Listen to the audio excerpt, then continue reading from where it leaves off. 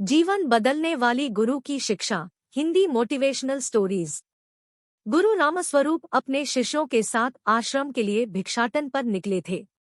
वह अपने गुरुकुल में भोजन की व्यवस्था भिक्षा मांग कर ही किया करते थे। जब वह एक कस्बे से दूसरे कस्बे की ओर जा रहे थे, रास्ते में खेत बधार मिलने लगे। किसी खेत में हरी भरी फसल खड़ी तो कोई खेत बंजर नजर आ रहा था। ऐसे ही एक बंजर खेत पर किसान कुछ बुवाई करने के लिए खेत को जोत रहा था।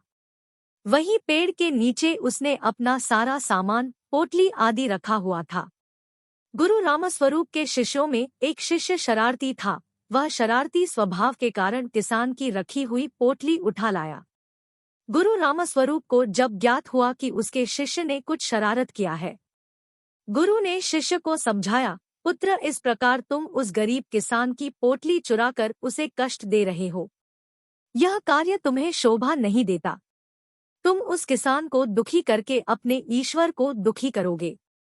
तुम्हें जो पैसे भिक्षा में मिले हैं, उसे ले जाकर उसी स्थान पर पोटली सहित रख दो और फिर किसान का भाव देखो। शिष्य ने ऐसा ही किया। वह पोटली और पोटली के नीचे भिक्षा में मिले हुए पैसे रख आता है।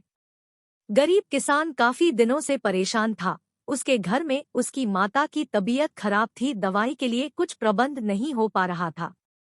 जब किसान खेत का काम निपटा कर बैठा और उसने अपनी पोटली उठाकर देखी तो उसके नीचे कुछ पैसे थे। उसने इधर-उधर देखा किंतु कोई नजर नहीं आया।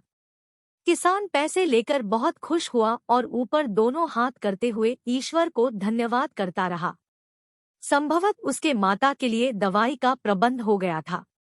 वह खुशी से आंसू बहाता और दोनों हाथ से पोंछता जाता। यह सभी दृश्य गुरु रामस्वरूप और उनके शिष्य छुपकर देख रहे थे।